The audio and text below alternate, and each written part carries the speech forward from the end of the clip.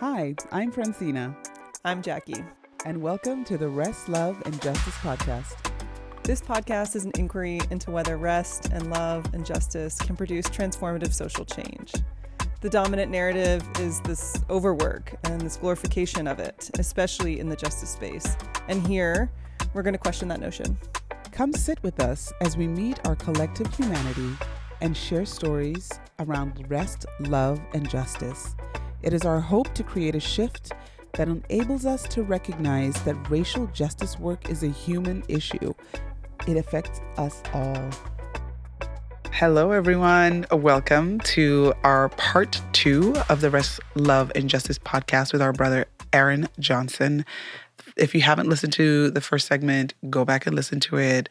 It's rich with story around his stories around rest, love, and justice. Such a powerful conversation. And we're so grateful for his time and energy being here with us again. And we're just going to jump right in and ask the question of what is your current rest practice? And I had a conversation with you last week, and even the thing that you said on that call, I hope you speak to it a little bit about like how you build in that practice of rest in the work that you do right now. Yeah. I just came off a tour for about 6.5 months of travel. And the reason it was basically 6.5 months is because I had a commitment of taking 4 days off after every weekend. I would typically work on the weekends. And that was huge for me. I realized how much I had never done that in my entire life, not just my professional life, but in my life. Took that kind of time off.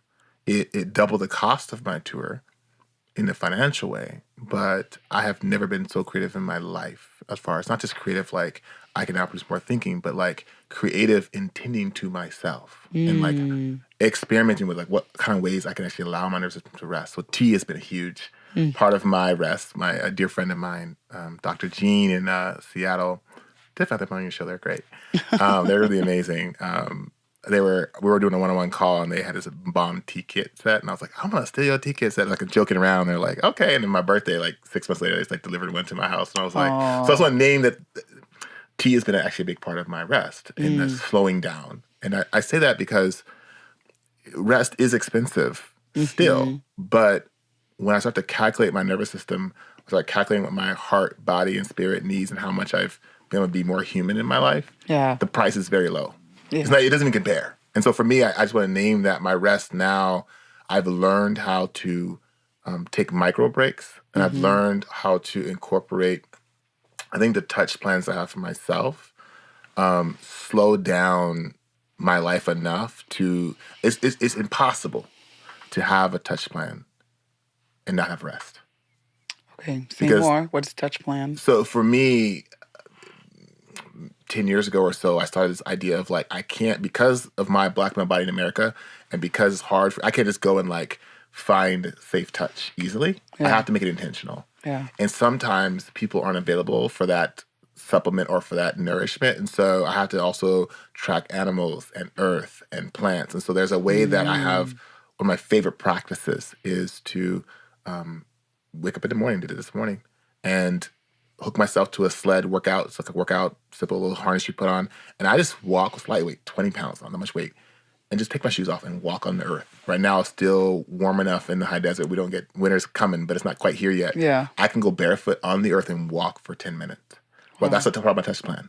That's a part of rest. It's part of tending to my body. It's not a hard cardiovascular workout. It's not like I'm burning tons of calories, but it's just like a little bit of resistance in my body, a little bit of pressure in my chest when I pull with the vest, and a little bit of like, oh, and my feet are on the ground. And so there's a way that's rest. It's not intensive. But it's also, it's not even like, even if it was intensive, it's still rest.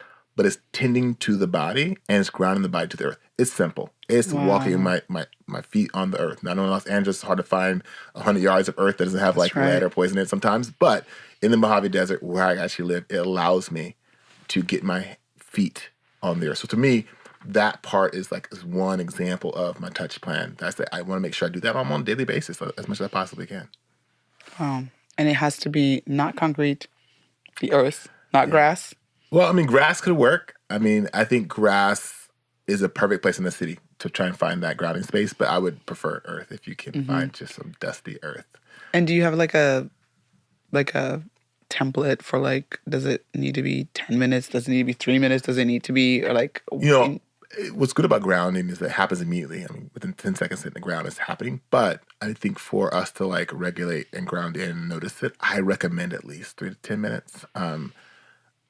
A perfect Aaron Johnson world, I can walk for half an hour with my feet on the earth at a Friday waist. So I think for me, my life design right now allows the easeful 10 minutes. Okay. I think for me, working stuff up to it, because sometimes our feet have been so much, trapped in shoes that when we touch the earth with our feet, it can feel tender, it can feel like, oh, this is too hard, stickers, whatever. Yeah. And I have to kind of clear the earth and find a place where our feet can actually get built into like, kind of build that relationship. So I think early on, slow is important.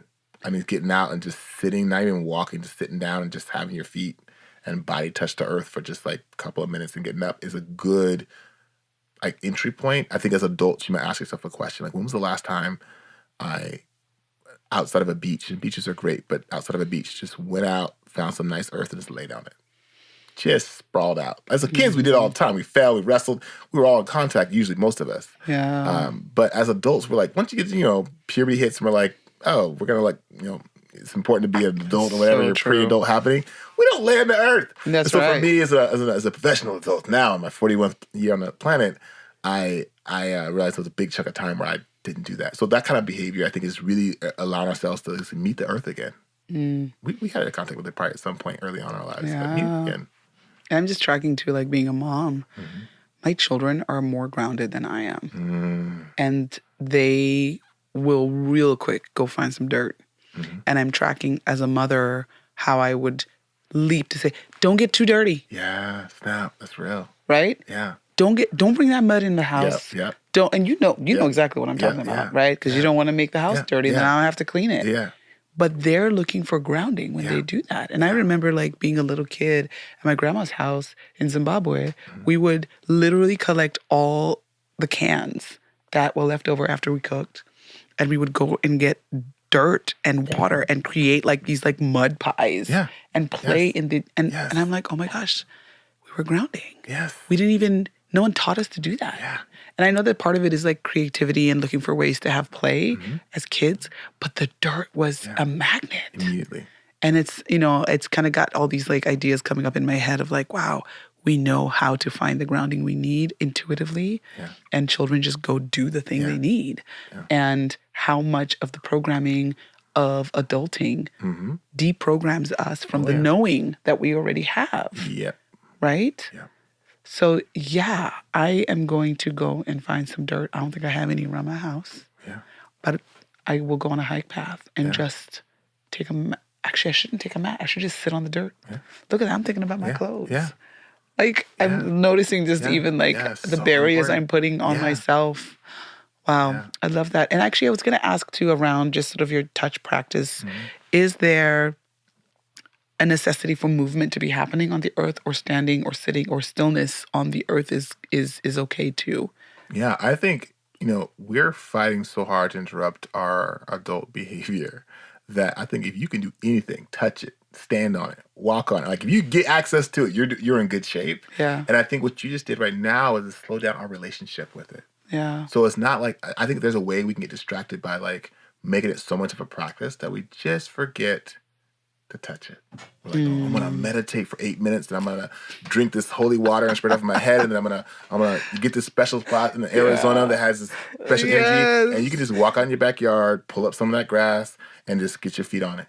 Like the more unprofessional and unrigid you make it, I think the more access you get to like the core part. Because you ask any young child that's playing, and they're like, "What's your inner?" Like, I don't know. That's a mud pie. You want a mud pie? They're just engaging. They're having the medicine, but it's not just play, but it's their instincts. I think children are still a whisper of like what a wild human being looks like before we force clothes on them and get them in school. Say and that their again for the people in the back. I mean, children are a whisper of us as wild human beings. It's a whisper. They come out, and we have to kind of like, put your pants back on. Put your pants back on. Put your pants back on. We have to remind them to like submit to our cultural space. And so they're, most kids like from 0 to like 5 hate clothes, right? And we kind of just, at different levels they resist, but at some point they succumb. By like 8 or 9, like, okay, I gotta wear clothes. And so there's a way that Earth is the same way. They're like, if you just don't say anything. I remember I was at a gathering of young folks, and it cracks me up. I carry a bucket of clay when I go to like corporate offices, and it's very clean. I have a bucket of unfiltered, just earth from my property. I'll come in with a dusty bucket, and I'm like, "How y'all doing? I'm here to do a workshop on anti-racism." They're like, "What? What's in the bucket? Like, what's in there?" Their face is like, "Is that like poop? What is that?" That the look on their face is like, "What's in there?" And we don't want to get dirty. They don't want to get dirty. They don't want to get dirty. What's important to note is I remember going to a young folks. I was in Chico, California. It's like 2017. I was doing a song workshop for children, and I thought we had like 20 kids here. It was like 60 kids showed up, right? And they were just like all over the place. And I had a bucket I meant to bring to help them ground, and I sat in the corner and forgot because I was overwhelmed with all these kids like yelling and screaming and trying to figure out how to get them organized. And I'm sitting there, I finally get everybody organized. I look over and like 4 kids found the bucket, no permission. We're just in the earth, just like handing it out, playing in it, ignoring me. Just like, I didn't say, now it's time for the earth, right? I would never go into a corporate office and with the bucket sit in the corner and not say anything.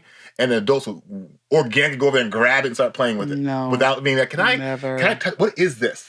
What kind of, they have all kind of questions. These young folks are like, it's earth, that's what it is. And they're in it. So there's a way in which I think that when I think about our relationship with the earth and how we interact with it, we have to re-meet it. We didn't re-meet the earth. And I think that's what I've been doing for the last 10 years. Is I have practices I call sacred. I have altars on my property. But I'm still re-meeting the earth. I'm still remembering I can actually live inside of an earth structure. I'm still remembering that I have people, ancestral, that lived in the earth for tens and thousands of years. Yeah. That the conventional style of building now, even, I'm not going too far on this topic, but the idea is that the conventional way of building now is actually outside of how humans typically have lived. And so I find myself really just trying to re-meet and notice the earth and not have this kind of yuck vibe that I'm still coughing up in different ways. That getting dirty is no longer me touching the earth, but getting dirty is like the many chemicals we'll accept in to our bodies from our culture. That's actually more dirty than any kind of, and most of the time I'm careful in larger cities like Los Angeles and Oakland and whatnot, that the lead content is a lot higher in the soil, but I would just get tested. It's not hard to get tested for your gardening and know where you are. And I think it's worth it to go get a bucket and drive to a place out in any rural desert area within like probably 30 minutes of LA. You can, if you're worried about it, and you can get some clean earth and just bring it back in a bucket and re-meet it. That's all I say, re-meet the earth. You hear it here, guys. Get your touch practice on. Yeah. Because that is, I think, after this conversation, an essential part of your rest practice. Yes. Because it's like a homing, it's a grounding, and it's a return back to the elements. When you think about when someone dies, they say dust to dust, right? Yeah. And so, I appreciate that part and you sharing about your rest practice. Can you share a little bit about your love practice? And part of the love practice is not just about, how you demonstrate love, but like, how do you feel loved? And what does love feel like in your body? Because I think when we can track and identify what that feels like in our bodies, we'll recognize when we're in the presence of love. And we can actually be proactive about what we allow ourselves to be connected to and not connected to based on what feels like love to us. Yeah. Oh. I think for me, I think about how I feel love in my body. There was a moment, I was probably 23 years old, where I had to come to grips that I didn't even understand how to receive love. I did not understand how to give it. And it happened in a romantic container, but it just expanded and reshaped my entire life. And I remember my first full-time partner, full serious partner. I ended our relationship after about 3 years.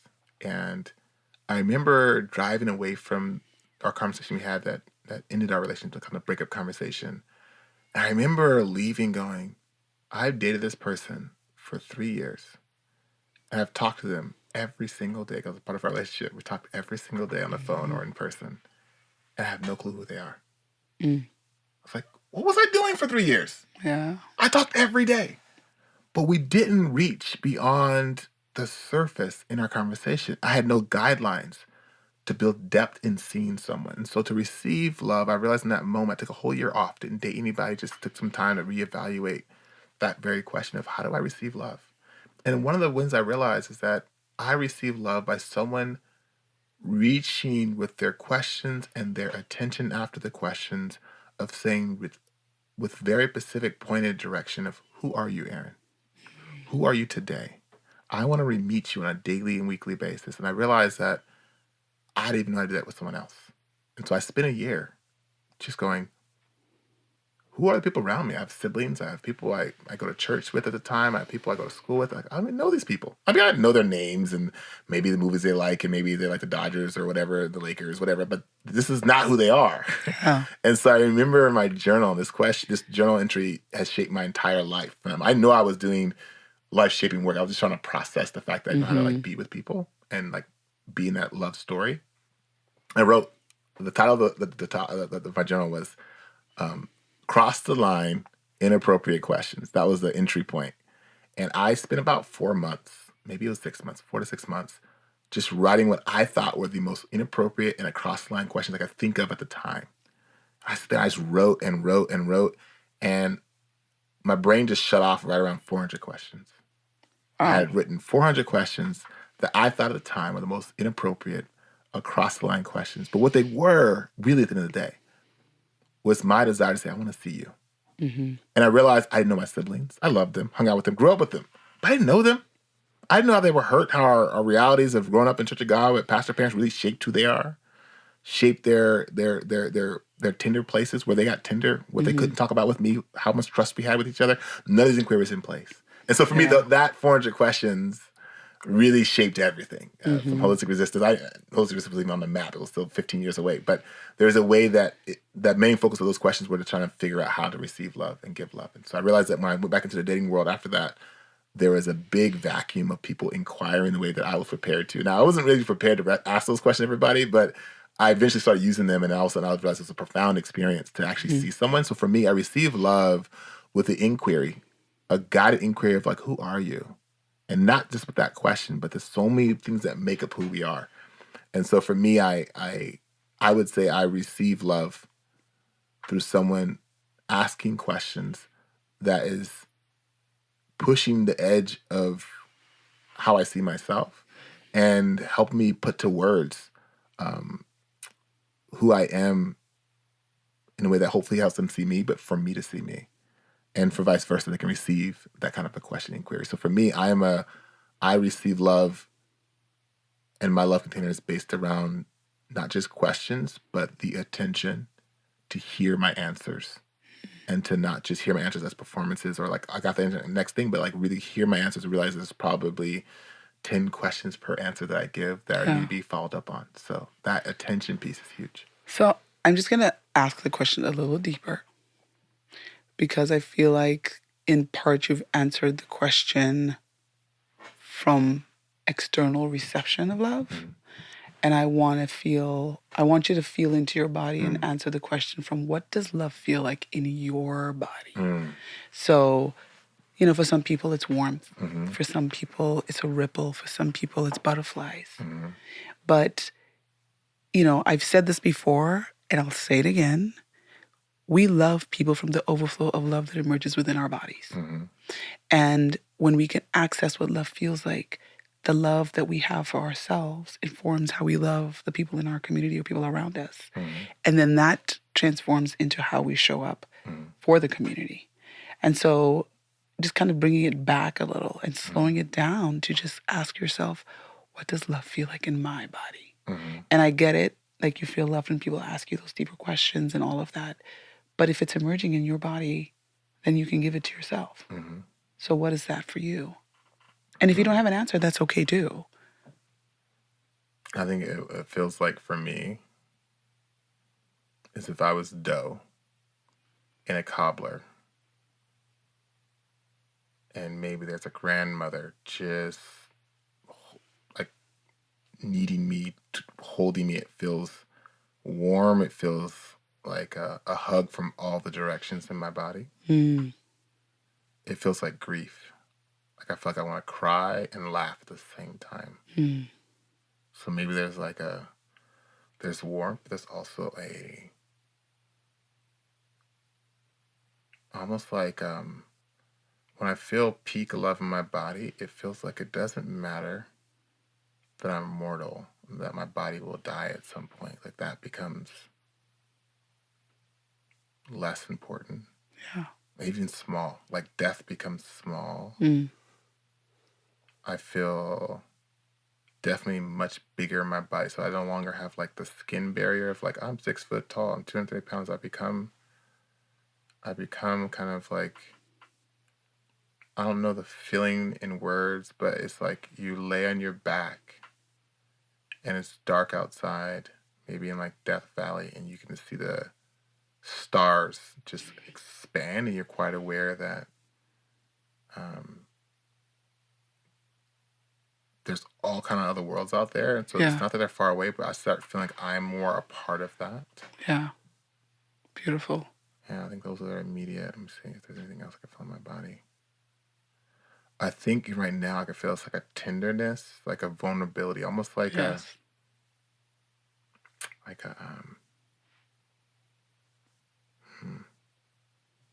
a tender piece, but it's not tender like weak. It's like tender, but it's a lot of strength and power and energy around it, but it's still very tender. Mm. I think it feels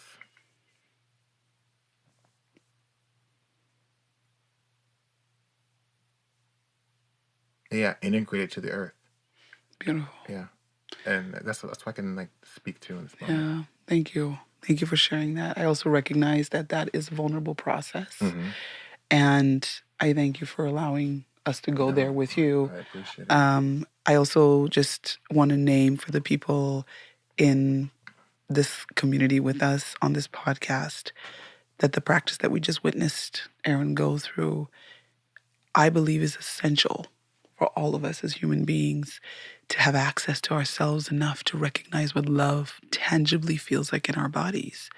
Because then we know when we're in spaces of love. Mm. And when we're not in spaces of love, we have the power to go back into our bodies and feel that love within us. Mm.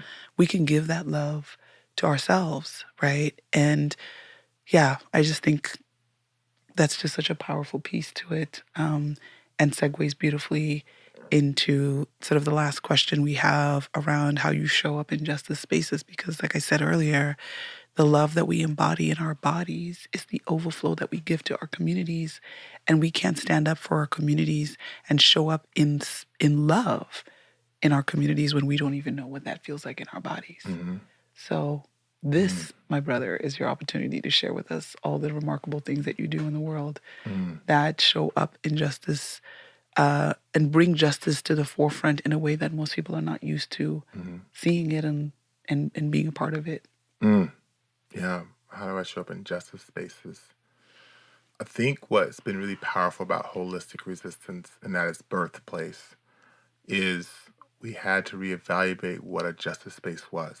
Mm-hmm. There's a way in which we have these polarized environments like marches, which is important, sit-ins, which are important, but really taking holistically, how do I resist with my life design? And how do I encourage folks to slow down their reality enough to be a daily interruption to oppression? And so for me, when I think about how I show up in justice spaces, I think about my entry point to resisting. And part of it was realizing the daily drip of oppression that would just say, you're not human. Oh, you're not seen. And how many times I would be like, okay, that's the rules. And not go, wait a minute. I get to be tender and human right here too. I get to eat this food that's good for my body too. I get to find rest too. So there's a way that holistic resistance says, in some of our just foundation thinking, is slap oppression in both directions, right? So if I was a slap oppression one way, I wouldn't recoil and rest and then hit it again. I just slap it both ways. Just efficiency in that. Be efficient in your resistance. Resist in the 2-for-1. So slap oppression both ways is really bringing in the fact that there are ways that I can show up and not get done with the march and go, I've done all of my resistance. But to really say, oh, if you choose to live, for me, example, it's a good example of this. I'm going to be clear. This is not the only way or exclusive you have to do it this way. But I choose to live in a tiny house. What I love about a tiny house is it's because of a couple of things immediately from my work. One, it lessens my impact on the environment, which is a big part of resisting. But B, it gives me flexibility. So I can really build a anti-racist org without the pressure of a huge mortgage on my back. And that also gives me flexibility to move across the earth in ways I typically couldn't. So there's a way that shrinking my impact. I'm now having less impact on the environment. I'm not cornered by capitalism near as much. That's a 2-for-1. Actually, it's like a 5-for-1 in a lot of levels. So finding ways to resist on multiple levels of one action is one way I show up. Another way too is the quiet marathon of oppression dismantling. That is our mentorship program and the one-on-one work that we do and I do with young Black men specifically. And the CUT Project is a living, breathing example of I feel. Sorry, can you just like extrapolate on that? Like, what is the CUT Project? Oh, yeah. For people that don't know what true. CUT Project is. Yeah. So we know what CUT Project is, but they don't know what CUT Project is. And also, can you extrapolate holistic resistance and CUT Project? What is the intersection of those two things? Yeah. So holistic resistance is the first organization that I curated with a group of folks to dismantle oppression. So we did a lot of consulting work. We did a lot of like workshops and song circles and built a financial infrastructure for us to kind of be employed. So Holistic Resistance is kind of the umbrella organization, it's the LLC. Okay. And the CUT Project it was existing, but it wasn't like it didn't have an exact container. It was a practice we did. The CUT Project is the acronym for Chronically Undertouched. Yeah. And I think if you're in the United States, you're probably somewhere on the spectrum.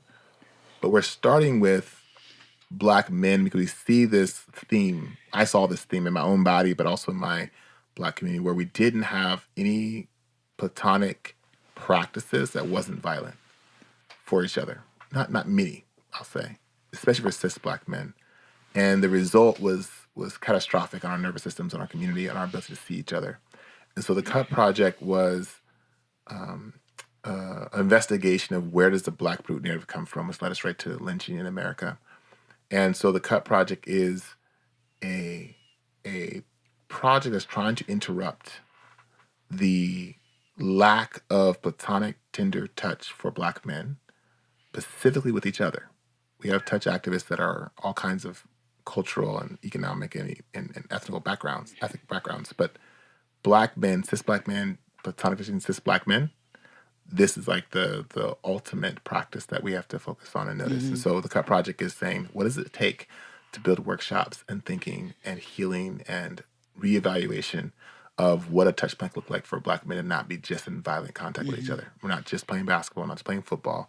These are great sports within themselves. But if that's the only way we're interacting with each other, I think that's a concern. You know, UFC, we normalize violent behavior with knocking each other out. We'll cheer it on. Yeah. But to build a public-facing cuddle practice for us as Black men is like, this is now radical thinking. Now we're ungoogleable territory. Yeah. And so the CUT Project is highlighting, holding that container, and it's supported by holistic resistance because this is a dismantle of the oppressive system in which we're all trying to free ourselves from, have an analysis from, and kind of track as it enters into our life. And can you just also share a little bit about sort of the emergence of the CUT Project? I mean, I remember the first time I met you when you shared a little bit about like even stories around, you know, how this emerged for you and your recognition of how like the touch, when it's absent, what it produces in bodies. Because I think it's an important piece for people to understand why the CUT Project, right? Mm-hmm. And why is this emerging for you and what have you found as you kind of did this work? Yeah, it's so huge. I think this fits right into like the justice piece because for me, one of the biggest activist practice I've done historically was one-on-one mentorship with young Black men that were fighting for life. And so the CUT Project was merged from an argument that I had with a young Black man. And I smile only because I had no idea what we were up to. I was like, this is a stressful environment I'm in here with this young Black man who's struggling to see how they've been hurt. And so what we did is I remember to this day, the kind of casual analysis title of the story is like how argument over duck poop birthed the Chronically Undertouched Project, and it really did in essence. I mean, I remember the story, and I'm so happy you're telling the story because it's so good. I was on a work trip at Holistic Resistance, and his task was to clean a duck pen. We had about 30 ducks at the time, and his task was to clean that over the weekend with some other small cob work. And I get home, and he's in the living room playing video games, and I went around to the back of the house where we kept our ducks, and the duck pin was dirty, really dirty, and the Muscovy ducks can be really nasty. I mean, they're a dirty bird. Can be if they're not cleaned, right? So they're actually a clean bird. Dirty bird. But what happened was I came in and checked in on them. I said, hey, did we clean the birds? Yeah, I cleaned them, just lied. And I was like, no, I went out there and checked before I came in here. It's not cleaned. And he immediately, we were kind of going on for about 2 months at that point, he was verbally aggressive. Already just activated. Mm-hmm. And I remember telling him, I said, we need to talk. I don't want to talk to you. I was like, okay, but if you talk to me, you will never muck a duck pin again in your life. And I wanted just to slow him down. I wanted just to get him in a place of like, this conversation is worthy of you eliminating one of your worst chores practices on the property to have a 5-minute conversation. And so I remember him freezing because I did this kind of in this offer of him never cleaning duck pins in his life. He had already kind of walked to the back door. He kind of froze with his hand on the back door, kind of like, oh snap. If I go talk to Aaron right now, I'll never have to muck a duck pin again in my life. This feels really interesting. And I remember just sitting waiting for him to make a decision. And he came over and he sat down with me. And that 5-minute conversation was the birthplace, because it'd be an hour-long conversation, was the birthplace of me asking the question, when was the last time you received thoughtful platonic touch? And I can't even remember what made me ask the question. Mm-hmm. But I do remember asking the question. I remember his answer of like, I can't think of it. 3 minutes of touch in the last 12 months. And that first sentence of him saying that was like, oh, we're on it. Something's up. Yeah. They're not far from each other. And then eventually we went back 15 years before he received thoughtful touch. And we would sit and wait 12 months before he felt safe enough to give me my first side hug. And I think that journey was even more significant than my 400 questions I birthed previously in my college years of going, wait a minute, the violent behavior that we saw de-escalate over the next 12 months when he developed a touch plan was profound. Mm-hmm. And so for me, we've seen that scale on a small level, but scale with every young African person we work with, and even older, but mostly young I work with, have found violence and aggression and depression. Almost every part they're plagued with has been impacted or erased in a positive direction of what happens when we have a thoughtful, platonic touch plan. And touch plan doesn't include humans, but it also includes the earth and all things we referred to earlier. So it's a comprehensive. It's not just like, now we hold hands and we're no longer violent. It's like, no. It's a whole embodied, customized Speak practice. to that. Give us even just bullet points. Yeah. What's in a touch plan? What can be? Well, the first thing is custom, right? Some people are like, I can't touch the earth. Fine, adjust. Some people are like, I'll never touch another black man. I can't do it. That's fine. Let's get to the earth. But the idea is a touch plan is simply this. It is slowing down your body enough to recognize what touch it needs. Right? That's the foundation. So some folks, slowing down your body enough to know the touch that it needs. Depending on how we've been hurt, right? Some folks are like, I don't need that much touch. Actually, my nervous system needs very little touch. That's fine. That's what your body needs. Mm-hmm. But we find the vast majority could use more. And the more touch, and we do, I have a picture of me holding a chicken, right? I love my chicken at the time. It was my touch plan. I go there and grab chickens that were cool with me, and we would get the eggs and have a whole chicken. It's my touch plan. Some of y'all are like, I never pick up a chicken, right? I don't even have one nearby. That's totally fine. But what it is we just want to, when I'm slowing down, I go, what animals are around me that I can have a thoughtful touch plan with? Mm-hmm. What earth is around me that I can have a touch plan with? How have I learned how to touch my own body? Right? And so we're not talking like complicated activities here. Yeah. But we find that in that inquiry that people will start to draw us, and I love doing my own just hand touches. Some people are like, I just love standing on the earth with my shoes off and have my hand on my chest. Yeah. That's it. It's not even complicated. None of this is like, once you reach 200 pounds, you'll be okay. No, this is not 6 months. I mean, it's a life practice, but the actual activity is just a slowdown.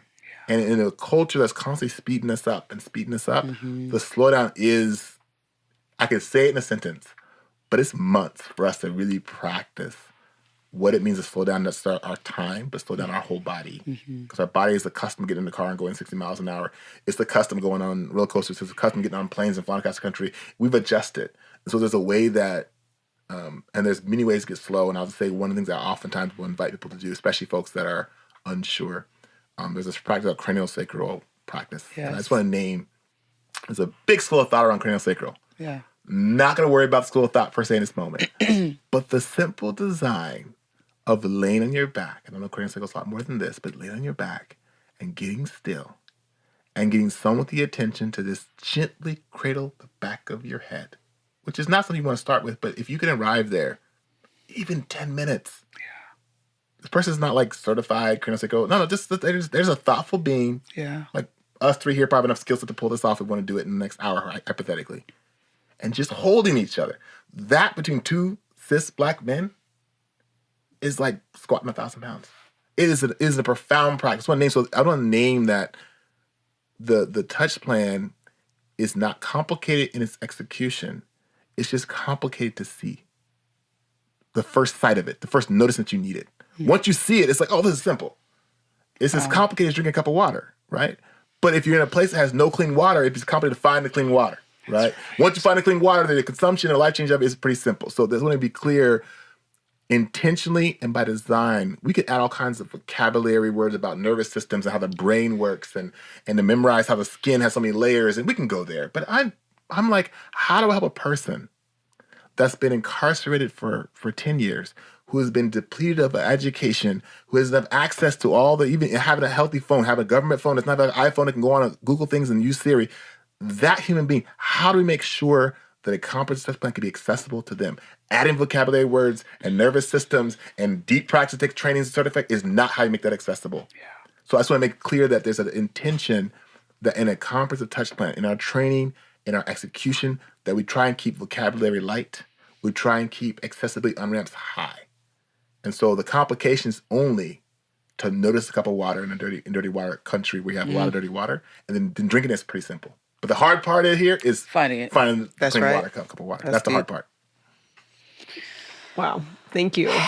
And I think too, just I know we both have touch backgrounds ourselves in different ways. As a physical therapist and myself, I've done other modalities with a lot of vocabulary, just like the finding what you need, like just coming back to the simplicity there for every person. And then I appreciate the African heritage people that you're working with, specifically cis men, like how to focus directly on these individuals and connecting with one another.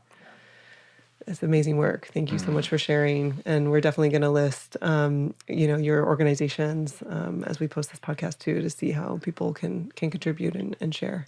No, it's huge. Share the work you're doing. We need all the help we can. Raising the flag's still high. Hey. We're still raising the flag high right now. We're trying to get people to notice it's happening. So appreciate that.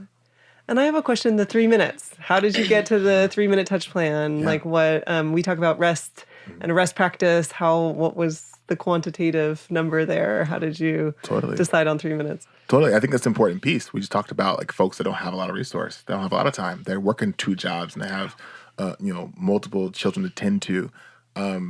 There's a way that I've been tracking with numbers, like where is the space to enter? Where's the on-ramp? And so what I find is we use timers a lot in this practice so we can keep track of our progress.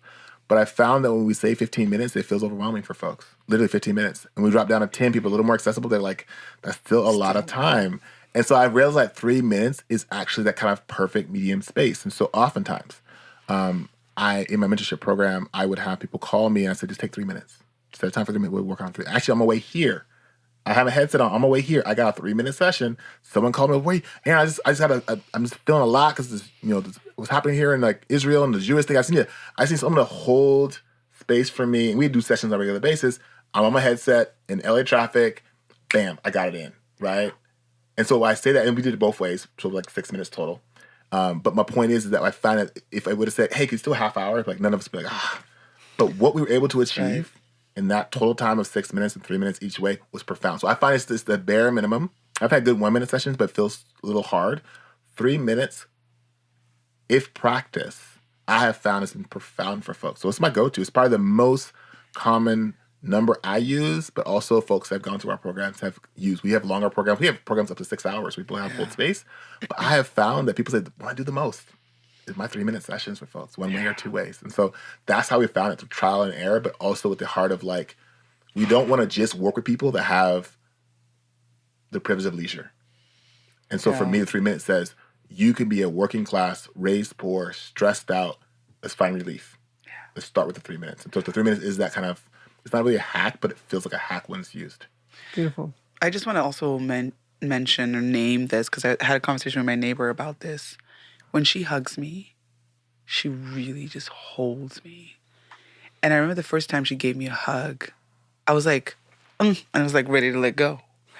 And I noticed how my entire nervous system, like, I actually exhale when she's holding me until I'm like breathing again. And so I track whenever I hug people now, like when I hugged you, I held on for a little longer than is the norm or whatever. Because it wasn't a nervous hug. I was happy to see you. Yeah. And just tracking the urgency of life can make us speed past even the things that we need. Yeah. Right? And recognizing that I love the piece that you brought in with the touch practice. I'm going to take that because I don't think I have a touch practice. Yeah.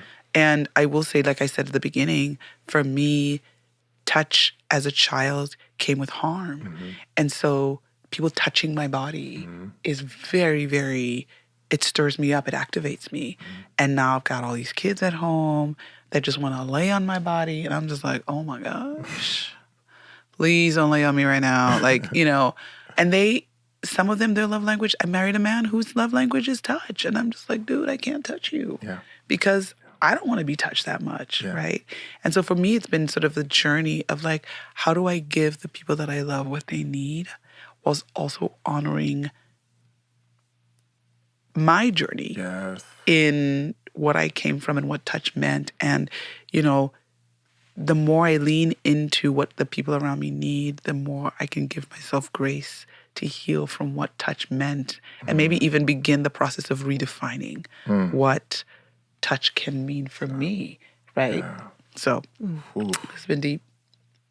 Wow, that's like a whole show within itself. Talk about that story. It's an on-ramp. We're talking about like dropping this in the fourth quarter. I'm like, oh my goodness, it's so important because some people will identify with you on that. So many folks are like, I need a lot less. I know that part of being chronically undertouched is a trauma story as much as being chronically overtouched. Okay, so I'm going to just say, I'm tracking the time here. How about we just do like a 15-minute segment on just touch itself? Yeah. Right? I think we have time until 1, right? Yeah. Absolutely. So that's going to be our show for now. Yeah. And we're going to do a vibe out on touch and how that shows up in our bodies and sort of even the aversion that some of us have because touch was brought to us in a way that was not healthy, warm, and felt like love, right?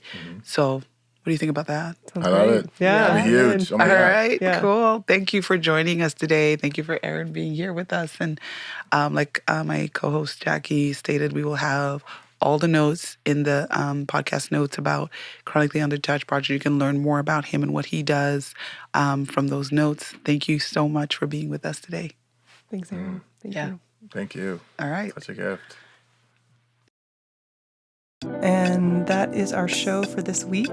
This episode was produced by The City Music. As for me, I'm Jackie Gao, and thanks to my co-host, Francina Call. May you move through this week embodying rest, love, and justice in ways that are meaningful to you and your community. Thanks for joining us today. Peace and love.